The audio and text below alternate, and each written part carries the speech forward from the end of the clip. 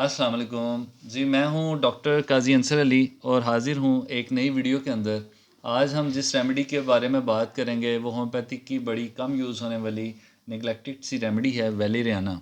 वैलेरियाना ऑफिशिनल्स भी इसे कहते हैं या वैलेरियन भी कहते हैं। प्लांट किंगडम की anti सोरिक, anti psychotic, anti tuber remedy है, फास्ट एक्टिंग रेमेडी है और लेफ़्ट साइड की रेमेडी है। ग्रेड 1 और ग्रेड 2 के चिली पर्सनस की रेमेडी है जिनको सर्दी ज़रा बहुत ज़्यादा लगती है। अब सबसे पहले हम इसके मोड ऑफ एक्शन पे बात कर लेते हैं या इसकी फार्माकोलॉजी पे बात कर लेते हैं कि इसमें कौन से इंग्रेडिएंट्स रहते हैं और कैसे ये बॉडी के ऊपर काम करती है, इसका फंक्शन इस पे और फैक्शन क्या है। Valeriana is also called the valerian from the plant kingdom by Valerianaceae family और Caprifluenceae family। ये दोनों फैमिलीज इसको कहा जाता है, इससे ये ताल्लुक़ रखती हैं और found in Europe and Asia. Europe और एशिया के अंदर ये पाए जाने वाली जड़ी बूटी है। It is a herb mature in the summer season with the height of 1.5 metre with the white and pink flowers. इसके जो फ्लावर्स हैं सफ़ेद और गुलाबी कलर के होते हैं और 1.5 मीटर की हाइट पे चली जाती है। तो the rhizomes and roots are used to make to prepare the mother tincture. इसके जो रूट्स होती हैं उनको यूज़ किया जाता है मदर टिंचर बनाने के लिए। Valerian root extract used as a herb in Asian time. पुराने वक्तों के अंदर यूनान और रूम के अंदर इसकी जो जड़ें हैं उनको एज अ हर्ब इसका कावा बनाकर टी बनाकर इसको यूज़ की जाती थी फॉर इंसोमिनिया, रात को सोने के लिए। क्यों यूज़ की जाती थी ये देखते हैं कि इसमें ऐसा क्या पाया जाता है। Because crude extract of the valerian root have the sedative और ट्रैंकुलाइजर्स इफेक्ट होते हैं इसके अंदर। और इसमें क्या होता है, एनेक्जोलेटिक यानी एंटी डिप्रेसेंट प्रॉपर्टीज़ भी इसमें पाई जाती हैं। नॉन कंपाउंड्स जो इसके पाए जाते हैं इसमें एल्कलॉइड्स भी है और एसिड भी है। इसमें दोनों चीज़ें हैं, एल्कलॉइड्स भी हैं इसके कुछ और एसिड भी पाए जाते हैं। एल्कलॉइड्स के अंदर इसके एक्टिनिडाइन, कैटिनाइन, सेथेनाइन, वेलेरिनाइन और वेलेराइन, ये इसके जो हैं एल्कलॉइड्स हैं इसके अंदर जो मौजूद होते हैं।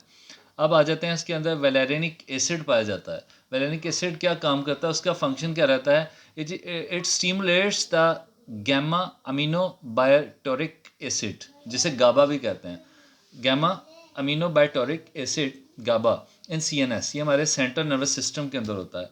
गाबा is a chief inhibitory neuro transmitter of CNS। Central nervous system का ये चीफ न्यूरो ट्रांसमीटर है which reduce the neural excitability through the nervous system. ये हमारे जो नर्व्स की ओवर एक्साइटमेंट है इसको ज़रा कंट्रोल करता है। Valeric acid also exhibit anti स्पॉज्मेटिक और hypotensive effect via potassium channel activation. ये हमारे पोटाशियम चैनल को भी एक्टिवेट करता है, जो कन्वर्जेंस को कंट्रोल करते हैं। कुछ ख़ास मूवमेंट होती हैं उनको वो कंट्रोल करते हैं। तो so valeric acid also works on ANS। और जिस तरह हमारा जो सेंट्रल नर्वस सिस्टम है ये PNS पे भी काम करता है, पेरिफेरल नर्वस सिस्टम, और एक नर्वस सिस्टम इसके साथ चलता है ANS, जो हमारे इख्तियार में नहीं होता, वो ऑटोमेटिक काम करता है। ANS ऑटोनोमिक नर्वस सिस्टम कहलाता है। ऑटोनोमिक नर्वस सिस्टम में कौन कौन सी चीज़ें आ जाती हैं, जिस तरह हमारी हार्ट बीट, दिल की धड़कन, हमारे डायफ्रेम, हमारे लंग्स की मूवमेंट, हमारी अंतड़ियों की पैरास्थेटिक मूवमेंट जो हर वक्त होती है, स्टोमिक जो काम करता है, जो इस तरह की मूवमेंट्स होती हैं वो इसमें आ जाती हैं ANS में। तो उसके ऊपर भी बड़ा अच्छा काम करता है। इसमें जो जब हम इसकी शीशी खोलते हैं तो एक ख़ास किस्म की एक स्मेल होती है इसमें जो पूरे रूम में फैल जाती है। वो बेसिकली वेलेरिक एसिड की होती है, जो इसके मदर टिंचर के अंदर स्मेल है। एक इसमें ही ख़राबी है कि इसकी स्मेल है काफ़ी, मगर पीने के अंदर एक बेहतरीन दवाई है। उसको 10 कतरे अब जब नीम गर्म पानी में लेते हैं तो बड़ा फास्ट इफेक्ट आता है। होम्योपैथिक के अंदर डॉक्टर फ्रांस और डॉक्टर हनीमन ने इसको जो है प्रूव किया है और इस पर बाद में भी काफ़ी डॉक्टर्स ने काम किया है। As a homeopathic drug it works through the cerebrospinal system. हमारा जो दिमाग का असाबी निज़ाम है उसके ज़रिए काम करती है। Valeriana affect directly on the nervous central nervous system पे काम करती है, producing the high degree of irritation which results in excessive nervous excitability. तो it is use in the mental state, sciatica, insomnia, fits, hysteria, bipolar disorder, oversensitiveness, nervous affections, asthma, bed sores, heart palpitation and change of life, mood swings. ये इन चीज़ों पर काम करती है. ये इसका mode affection था और ये थी इसकी फार्माकोलॉजी. अब हम इसका थीम देख लेते हैं कि ये पिक्चर, इसकी ड्रग पिक्चर क्या है, कॉन्स्टिट्यूशन क्या है, नज़र कैसे आती है दवाई लोगों के अंदर, ख़ासकर ख़वातीन के प्रॉब्लम्स को एड्रेस करती है. ख़वातीन इसकी ज़्यादा पेशेंट रहती हैं, मर्द भी हो सकते हैं मगर ख़वातीन भी रहती हैं. लेफ़्ट साइडेड प्रॉब्लम ज़्यादा होते हैं, न्यूरैल्जिक पेन एंड शैटिका रहता है, नर्वस एक्साइटमेंट रहती है, पैनिक डिसऑर्डर रहते हैं, मूड स्विंग्स रहते हैं, सडन मूड स्विंग हो जाते हैं. ये इसकी ड्रग पिक्चर रहती है. ज़्यादा लंबी नहीं है, आप इसको बड़ा अलग से शनाख्त करके इसको दे सकते हैं सिंगल रेमेडी के तौर पर. अब माइंड इसका देखते हैं कि माइंड इसका कैसा रहता है, दिमाग इसका कैसा लगता है. इसमें बड़ी दिमाग के अंदर चेंजेबल डिस्पोजिशन होती हैं, मूड स्विंग्स हो जाते हैं बड़ी जल्दी suddenly, feeling light as she is floating in the air. इतना हल्का महसूस करती है ख़ुद को. इसकी जो पेशेंट होती है उसको लगता है कि हवा में तैर रही है. यही कंडीशन लेग कैनम में भी बनती है. लेग कैनम की मरीज़ा भी ये फील करती है. ओवर सेंसिटिवनेस बहुत ज़्यादा होती है, स्टेफिस की तरह. हेलोसिनेशंस एट नाइट होती हैं, दिन को इसको डेल्यूजन्स रहते हैं, रात को इसको हेलोसिनेशंस रहती हैं, कुछ चीज़ों का नज़र आ जाना जबकि वो होती नहीं है. इरिटेबल टर्मुलस रहती है, थोड़ा कांपता है जिसम. एक्सट्रीमली डेलीरियस होती है, attempting to get out of window, खिड़की से बाहर छलांग लगाने को मन करता है. Threatening and voice ferreting widely, बहुत चीखो पुकार और धमकी अमेज लहजा रहता है जब इसको डिप्रेशन हो जाता है, तबीयत के अंदर जब बिगाड़ आ जाता है. एनोक्सियस हाइपोकॉन्ड्रिकल सेंसेशन रहती है. Hypochondriacal sensation is a term use when a patient feeling different things कि मुझे ये भी हो रहा है, मुझे कैंसर हो गया, मुझे बीमारी के बारे में बहुत ज़्यादा सोचना. Move to edge of the bed to make a room, अपने बिस्तर पर सोती है तो बेड के किनारे पे होकर सोती है. ये इसमें एक बड़ा ख़ास सिम्टम है माइंड में. Great flow of ideas chasing one and other, बहुत तेज़ी से उसको आइडियाज़ आते हैं, एक के बाद दूसरे, दूसरे के बाद तीसरे, और आपस में उलझ जाता है. एक आइडिया आता है, दूसरा चला जाता है. Feel like one who is dreaming, और ऐसा इसको लगता है कि वो है जो ख्वाब में है, ये ख्वाब देख रही है, ऐसी औरत होती है. हिस्टेरिया इसको होता है, ओवर एक्साइटेबिलिटी होती हैं. और नर्वस सिस्टम का जो प्रॉब्लम होता है, हाइपर इस्थेजिया टाइप, सेंसेस बहुत तेज़ हो सकती हैं. बाइपोलर डिसऑर्डर होता है और एक्सट्रीम इमोशंस होते हैं. बाइपोलर डिसऑर्डर के पल में कुछ और पल में कुछ, दोनों में एक्सट्रीम होती है. खुशी में भी एक्सट्रीम और गम में भी एक्सट्रीम होती है. पता नहीं लगता है कि ये शख्स बिहेव कैसे कर रहा है. तो हिस्टेरिया के बारे में कहना चाहूँगा कि हिस्टेरिया को पहले जाना जाता था हिस्ट से, यानी कि यूट्रस के मसाइल से. जिस औरत के यूट्रस के मसले हों वो पागलपन का शिकार हो जाती थी तो उसको हिस्टेरिया के तौर पर ट्रीट किया जाता था. मगर अभी जैसे जैसे साइंस ने तरक्की की तो हमें पता चला कि hysteria is a convergent disorder. It is a mental state. Mental state के ऊपर जब अब बिगाड़ आता है या नर्वस इरिटेबिलिटी ज़्यादा बढ़ती है तो उसका इजहार फिज़िकली तौर पर चीखों पुकार से या थोड़ा सा गुस्से से वो करती है. तो this condition called the hysteria.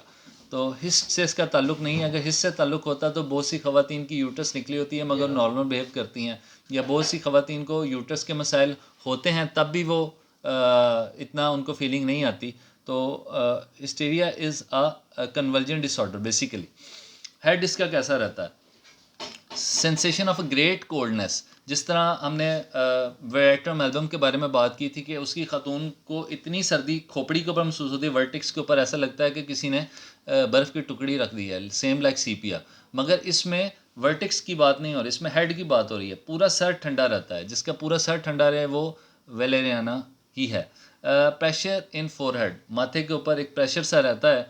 Feeling इंटॉक्सिफिकेशन and dizziness, इस तरह कोई जिस तरह नशे की हालत में होता है और डिजीनेस रहती है, इसीलिए तो he feels floating in air कि जैसे हवा में उड़ रही है. और इसको सर दर्द होता है धूप के अंदर. ये थे इसके हेड के सिम्टम. अब आ जाते हैं हम इसके आइज़ के ऊपर. मायोपिया होता है, करीबुल नज़री होती है, इसीलिए उसको डेल्यूजन्स और हेलुसिनेशंस होती हैं, कुछ चीज़ें नज़र आती हैं. रात के अंधेरे में कुछ चमक नज़र आ सकती है, ब्राइटनेस, स्पार्कलिंग कोई चीज़ नज़र आ सकती है, जैसे बेलाडोना के अंदर, साइक्लामिन के अंदर, ग्लो 9 के अंदर हो सकता है. तो तो ये थे इसकी आइज़ की सिम्टम्स। अब इसके एयर की सिम्टम्स पे आ जाते हैं। कान इसके कैसे रहते हैं? एरेज होती है, कान में दर्द होती है व्हेन एक्सपोज टू ड्रॉट और कोल्ड, जब वो ठंडी हवा के झोंके या ठंडी हवा के अंदर जाती है, ठंड के अंदर इसका मसला बढ़ जाता है। नर्वस नॉइसेस आती हैं, मुख्तलिफ़ किस्म की आवाज़ें आती हैं जो उसको परेशान रखती हैं। इल्यूजन्स ऑफ हियरिंग होती हैं, उसको ऐसा लगता है कि कुछ चीज़ें सुनी हैं मगर ऐसा होता नहीं है। अपने फ़ोन की बेल को सुनना, रिंगिंग बेल इन ईयर्स, यह हो रहा होता है। तो basically this is also a part of a hyperesthesia condition. Hyperesthesia के अंदर ऐसा हो जाता है कि नर्व्स इरिटेबिलिटी बहुत ज़्यादा बढ़ जाती है, सेंसिटिवनेस बहुत ज़्यादा ओवर सेंसिटिव हो जाता है इंसान। फेस इसका कैसे रहता है? न्यूरल्जिक पेन इन फेस रहती हैं, जिस तरह ट्राइजेमिनल न्यूरल्जिया टाइप ऐसे पेन रहेगी बड़ी, जिस तरह बेलाडोना सिनकोना के अंदर, मक्सॉल के अंदर भी ऐसा होता है। ट्विचिंग ऑफ मसल और फेस हो जाता है। माउथ के अंदर आ जाते हैं। इसका माउथ कैसा रहता है?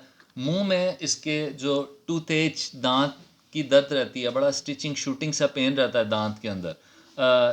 उससे भी ट्राइजेमिनल न्यूरल्जिया हो सकता है, सेंसिटिव हो जाती है वो नर्व ना। तो वाइट ब्लिस्टर्स ऑन टंग, ये इसका बड़ा एक अहम सिम्टम है कि इसके जो ब्लिस्टर्स हैं वो वाइट हो जाते हैं बॉरिक्स की तरह, बड़े बड़े छाले से बने रहते हैं और जो बड़े दर्द करते हैं, पेनफुल होते हैं जब उनको टच करते हैं। Sensation as if a thread were hanging down the throat, गले के अंदर ऐसे जैसे कोई धागा सा लटक रहा है, ये एक सेंसेशन रहती है। पेशेंट कहेगा आई एम नॉट ईजी, लगता है कुछ धागा सा लटक रहा है, तो आप वेलेरिन दीजिएगा, तो बड़ा इसका एक अहम सिम्टम है, इस पर काम करती है, इसका पीकुलर सिम्टम है। जबकि सेलेशिया के अंदर ज़ुबान पे ऐसा लगता है कोई बाल पड़ा है, बाल का एहसास होता है। इसमें एक धागे का एहसास होता है गले के दरमियान जैसे वो लटक रहा है। ब्लिस्टर बिटर टेस्ट होता है tip of the tongue when passing it over the lips after the meal, जब खाना खाने के बाद अपनी ज़ुबान को वो लिप्स के ऊपर ऐसे लगाता है तो उसको बिटर टेस्ट, कड़वा सा टेस्ट महसूस होता है। जीआईटी के सिम्टम इसके देख लेते हैं। जीआईटी या स्टोमिक के सिम्टम इसके क्या रहते हैं? जब सुबह उठता है, वॉकिंग के लिए जाता है, तो taste of a rotten egg, गले सड़े अंडों जैसी अंदर से बदबू सी आती है, उसको टेस्ट आता है उसको, जिससे उसको वॉमिटिंग होती है, बाइल ऑफ म्यूकस की वॉमिटिंग होती है। बेसिकली मैदा ख़राब होता है, वो तेज़ाबियत होती है बेसिकली, तो उसकी वो स्मेल आती है, उससे उसको वॉमिटिंग हो जाती है। Child vomits curded milk in large lump after nursing. Aethusa के अंदर भी ऐसा होता है कि जो बच्चा है वो दूध की लंप निकालता है, पूरा उल्टी कर देता है, और स्टूल के अंदर भी ये कंडीशन रहती है। तो ये तब होता है when the mother feeding milk with the anger और डिप्रेशन, जब माँ बच्चे को डिप्रेशन से या किसी परेशानी के अंदर या इरिटेशन के अंदर दूध पिलाती है, तो बच्चा उसका इजहार वॉमिटिंग से करता है, उसको वो दूध पचता नहीं है, बाहर निकाल देता है। तो डिप्रेशन के अंदर ये ऐसा होता है। वीक स्टोमिक डाइजेशन होती है, ज़्यादा इसका स्टोमिक अच्छा नहीं होता। तो पेन इन हेप्टिक रीजन, जो जिगर का इलाका है उसमें दर्द होती है। एपिगैस्ट्रियम एरिया, हाइपोकॉन्ड्रिकल लेफ्ट साइड, इस एरिया पर दर्द रहती है व्हेन टच, जब हम उसको टच करते हैं। फिर आ जाते हैं हम इसके रेस्पिरेटरी सिस्टम के ऊपर। रेस्पिरेटरी सिस्टम इसके ज़्यादा अहम नहीं है, मगर एक चीज़ अहम है कि स्पॉज्मेटिक एस्थमा, एस्थमा का वो पेशेंट नहीं होता, जस्ट उसको फील होता है कि उसका सांस कंप्रेस है, ऑपरेशन है, थोड़ी सी घुटन है, सफोकेशन टाइप महसूस होती है। Conversion movement of the diaphragm, क्यों? क्योंकि ये एएनएस पे काम करती थी, ऑटोनॉमिक नर्वस सिस्टम के ऊपर, जहाँ पर इनवॉलंटरी मूवमेंट खुद ही हो रही थी डायफ्रेम की, सिकुड़ना फैलना। तो जब वहाँ पर थोड़ी सी कमी बेशी होती है, कोई इरिटेशन या नर्वस डिसऑर्डर की वजह से, तो उसको घुटन सीने में महसूस होती है। When walking feel pressed across the lower half of the chest, जो लोअर लोब्स हैं हमारे लंग्स के, वहाँ पर उसको कंप्रेशन फील होता है, थोड़ा सा भारीपन का एहसास होता है जब वो वॉक करता है। With operation of breathing, sudden stitches in the chest, left side, left side के ऊपर ऐसा लगता है कि थोड़ी सी चुभन हो रही है, चुभन का एहसास रहता है। ये इसके रेस्पिरेटरी सिम्टम थे थोड़े से।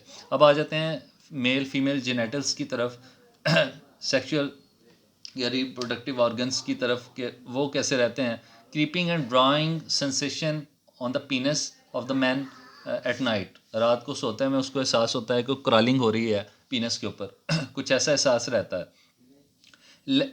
फिर मेंसेस लेट और स्कैंटी होते हैं पल्सटेला की तरह फीमेल के अंदर। और मेनोपॉजल स्टेज के अंदर बड़ी अच्छी रेमेडी है, वहाँ पर बड़ा अच्छा काम करती है। Child vomit as soon as it has been nursed, जैसे ही माँ बच्चे को दूध पिलाती है टेंशन के अंदर, गुस्से में दूध पिलाए तो बच्चे के पेट में दर्द होता है, वहाँ पर रेमेडी कैमोमिला है। और जब टेंशन के अंदर दूध पिलाए, डिप्रेशन के अंदर, एग्जाइटी के अंदर दूध पिला रही हो, परेशानी के अंदर, तो फिर जो वॉमिटिंग होती है दूध की, वह थूज़ा से मिलती जुलती वॉमिटिंग है। मगर थूज़े से आराम ना आए तो वेले रहने से आराम ज़रूर आ जाता है। ये मेनोपॉज़ल प्रेगनेंसी स्टेज का जो इंसोमिना है ख़वातीन के अंदर, नींद ना आना, उसमें भी बड़ा अच्छा काम करती है। अब आ जाते हैं हम इसकी एक्सट्रीमिटीज़ की तरफ। एक्सट्रीमिटीज़ के अंदर इसके हाथ पाँव, बॉडी को देख लेते हैं, रेस्ट ऑफ बॉडी को कि कैसा बिहेव करती है। रोमेटिक पेन्स, लिम्स, टांगों के अंदर एक दर्द रहता है, रोमेटिक दर्द रहता है, कांस्टेंट जर्किंग रहती है, थोड़ी सी झटके लगना, इलेक्ट्रिक शॉक लाइक पेन होता है, इलेक्ट्रिक करंट लाइक। शैटिका इसमें बड़ा अहम है।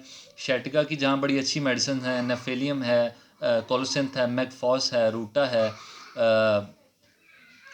हाइपेरिकम है, विस्कम एल्बम है। वहाँ पर वेलेरियाना भी एक बहुत अच्छी मेडिसिन है। जब उसमें एक सिम्टम आपको मिले, pain worse standing and resting on the floor, ठीक है, बेटर बाय वॉकिंग, चलने से वो बेहतर हो। ये स्ट्रोक का सिम्टम है कि चलने से दर्द बेहतर होती है। मगर इसमें एक चीज़ है, इसमें पेन इन हील्स होती है सिटिंग, जब आप बैठे होते हैं तो जो हील्स हैं आपकी एड़ियाँ, उनमें दर्द होती है। Violent stitch in the knee, घुटने के अंदर वायलेंट स्टिच टाइप पेन होती है। From left shoulder to the finger, जो लेफ़्ट शोल्डर से फिंगर तक भी आती है। मगर इसकी जो पेन है, ज़मीन पर पाँव रखते ही इसकी जो शैटिका की पेन है वो स्टार्ट हो जाती है। तो यहाँ पर आप इसको दे सकते हैं। Pain in hip and thigh while standing, जब खड़े होते हैं तो हिप और थाई के अंदर जो है ना पेन होती है। लोअर बैक पेन होती है, इंसोमिना होता है ड्यूरिंग प्रेगनेंसी, ये भी हो चुका था पहले। अब हम इसकी मोडालिटीज़ तय कर लेते हैं। मोडालिटीज़ क्या हैं? जब सुबह उठता है तो प्रॉब्लम होती है, रात को सोता है बेड पर या हेलुसिनेशंस, ये दो, मॉर्निंग में और नाइट में इसकी प्रॉब्लम बढ़ती हैं। दिन को प्रॉब्लम इसलिए नहीं बढ़ती क्योंकि दिन में क्या करता है, वॉकिंग करता है, चलता है, उससे बेटर हो जाता है। और प्रॉब्लम कब बढ़ती है? सिटिंग और स्टैंडिंग, जब बैठा होता है तब प्रॉब्लम, और खड़े होने पे दर्द या कोई चीज़। तो ये इसके जो मोडालिटीज़ हैं। अब आ जाते हैं इसको एंटीडोट कैसे करेंगे। एंटीडोट्स को नक्स से करेंगे, कैम्फर से करेंगे और कॉफिया से करेंगे, ये इसका एंटीडोट रहेगा। अब इसकी जो कम्प्लीमेंट्री मेडिसिन है, जो इससे मिलती जुलती मेडिसिन है, जो इसके साथ काम करती हैं, इनके बाद देने से काम करेंगी, एम्ब्रा है, सेफोडेटा है, एथूज़ा है, मॉस्कस है, ये इसकी कम्प्लीमेंट्री मेडिसिन्स निकल कर आती हैं। रेस्टॉक्स है जो शैटिका के अंदर, तो ये इसके साथ बड़ा अच्छा काम करती हैं। नोट मेरी तरफ से इसका क्या है, वेलेरिना क्योंकि एक क्यूट रेमेडी है, उसका मदर टिंचर के अंदर इस्तेमाल ज़्यादा किया जाता है। मदर टिंचर फॉर्म में आप इसको यूज़ करें, बड़ा अच्छा नतीजा मिलेगा, रिलीफ मिलेगा आपको फ़ौरन। अगर 10 ड्रॉप ले रहे हैं तो 3 टाइम ले सकते हैं आप 10 ड्रॉप, 2 घूंट नीम गर्म पानी के अंदर। अगर आप 20 ड्रॉप ले रहे हैं तो सुबह शाम 20 ड्रॉप 2 घूंट नीम गर्म पानी के अंदर लीजिएगा। इसके आधे घंटे बाद तक कुछ खाना पीना नहीं है, ताकि कोई ऐसी चीज़ ना खाई जाए जिससे इसका असर एंटीडोट हो जाए। आधे घंटे इसको बाद कुछ खाएंगे तो ज़्यादा बेहतर नताइज आएंगे। इसके साथ अचार, कॉफ़ी ये नहीं पीनी क्योंकि ये इसके असर को एंटीडोट कर देंगी। खुशबू इसके साथ नहीं लगानी क्योंकि सेंसिटिव रेमेडी है। माइंड पे जितनी रेमेडीज़ काम करती हैं या नर्व्स पे काम करती हैं बहुत सेंसिटिव होती हैं। अगर वो थोड़ी सी स्टिमुलेशन बाहर से कुछ ले लें तो उनका असर अपना ख़त्म हो जाता है। तो इसको अगर 30 में यूज़ करेंगे तब भी बड़े अच्छे नतीजे आते हैं, मगर 30 के नतीजे थोड़े से डिले हो सकते हैं, मगर नतीजा ज़रूर आता है। और अगर आपको माइंड सिम्टम मिलें तो आप उसको 1 और 200 में ज़रूर यूज़ करें, बड़ा अच्छा नतीजा आपको मिलेगा। अब इसके क्लिनिकल फ़ीचर्स हम देख लेते हैं कि क्लिनिक के अंदर हम इसको कहाँ पर यूज़ करते हैं और कहाँ पर यूज़ करना चाहिए। जहाँ पर हमें सिम्टम मिले तो हम इसको आँख बंद करके दे दें। Hysteria, spasmodic asthma, sciatica, electric shock like pain जहाँ आए, सिम्सिफ्यूगा के बाद इसको भी ट्राई कीजिएगा, बड़ा अच्छा नतीजा आएगा। Better in laying but pain start right after putting feet on the floor, ज़मीन पर पाँव रखते ही या खड़े होते ही दर्द स्टार्ट हो जाना, ख़ासकर शैटिका का, वहाँ पे बड़ा अच्छा काम करेगी। वॉमिटिंग ऑफ कर्डल्ड मिल्क, जमे हुए दूध की उल्टी करता है बच्चा, वहाँ पर बड़ा अच्छा काम करेगी। Excessive nervous excitement, changeable disposition, mood swings, bipolar disorder, feeling like floating in air like can, वहाँ पर बड़ा अच्छा काम करेगी। कोल्डनेस ऑफ हेड, सर का ठंडा हो जाना, सेंसेशन ऑफ थ्रेडिंग और thread hanging in the throat, जो धागा गले के अंदर लटकता हुआ महसूस होता है, अब इसको यूज़ कर सकते हैं। पेन इन हील्स, एड़ियों के अंदर दर्द के अंदर यूज़ कर सकते हैं। बाइपोलर डिसऑर्डर, इंसोमिना और मेनोपॉजल स्टेजेस के अंदर आप इसको यूज़ करने बड़ा अच्छा नतीजा मिलेगा। तो ये थी आज की रेमेडी वैलेरियाना ऑफिशिनल्स। उम्मीद है आपको ये पसंद आई होगी और इसको आज से यूज़ करें, बड़े अच्छे नताइज आपको आएंगे इसके। इसको आज हमने डिस्कस किया। नेक्स्ट एक रेमेडी के साथ नई वीडियो के अंदर हाज़िर होंगे। तब तक आप इस चैनल को लाइक कर लीजिएगा, नोटिफिकेशन को ऑन कर लीजिएगा फॉर द न्यू वीडियो, और शेयर सब्सक्राइब ज़रूर कीजिएगा चैनल को। इजाज़त दीजिए, शुक्रिया, अल्लाह हाफिज़।